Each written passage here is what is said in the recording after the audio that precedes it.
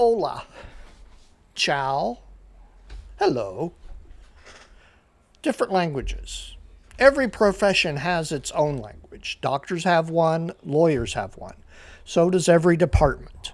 HR, finance, marketing, operations.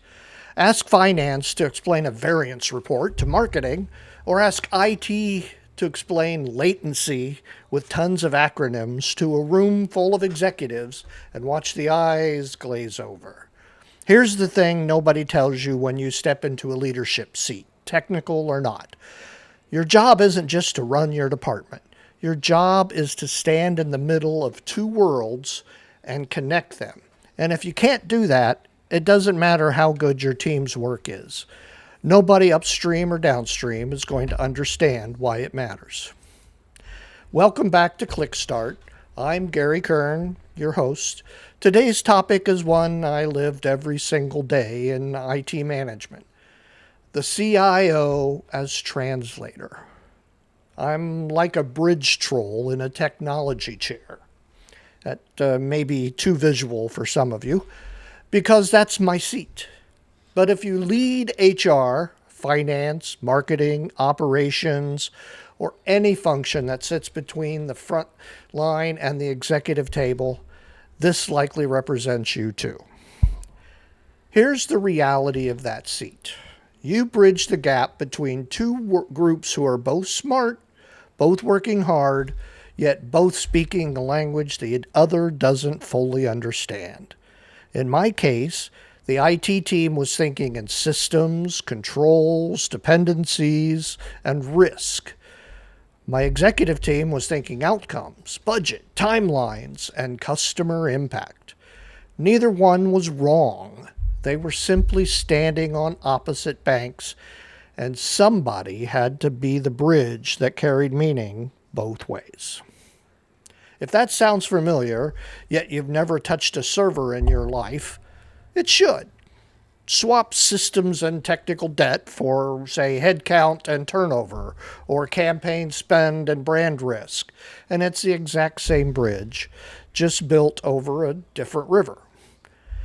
I take zero credit for figuring that out. It's the reason my MBA and my time at Graduate School of Banking mattered as much as anything I learned in IT.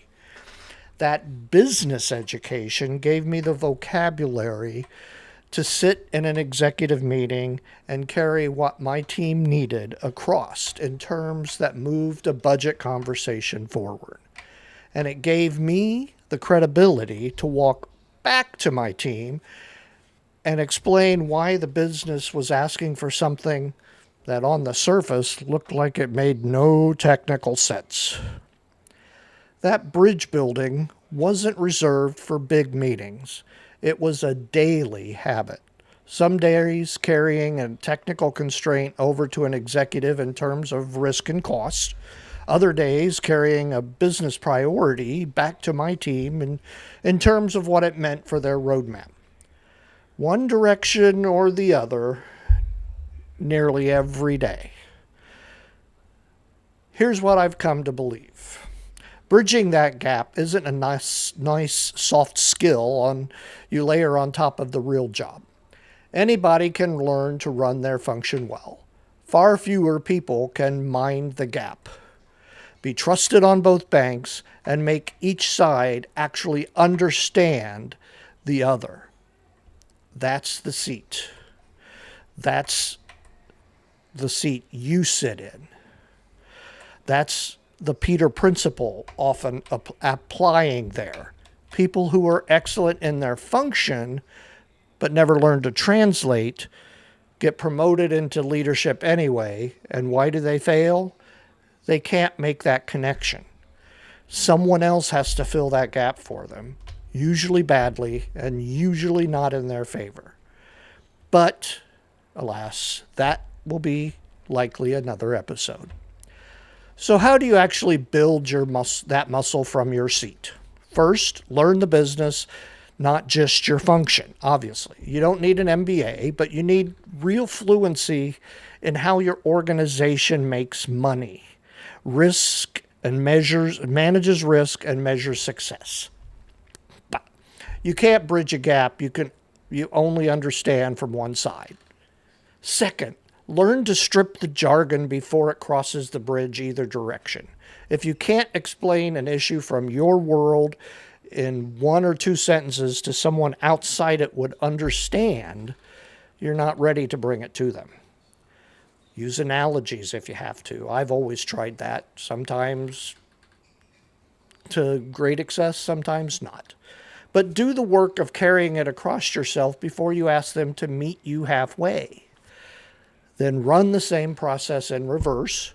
Translate what the business is asking for in terms your own team can act on. Third, build the bridge in both directions on purpose.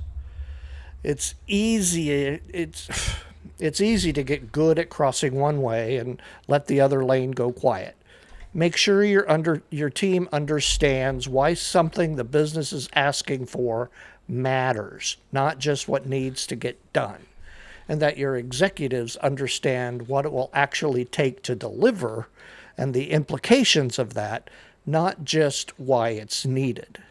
You can do everything with technology. You just have to decide if you really want to spend or get the results you think you want. The best work in the world doesn't matter if nobody outside your team understands why it matters or how it connects to what the company cares about. That's the work of the person in the middle. And if you're in a leadership seat that spans both worlds, it's yours, whether you feel like you signed up for it or not. So, bridging the gap. That's the role. That's this episode.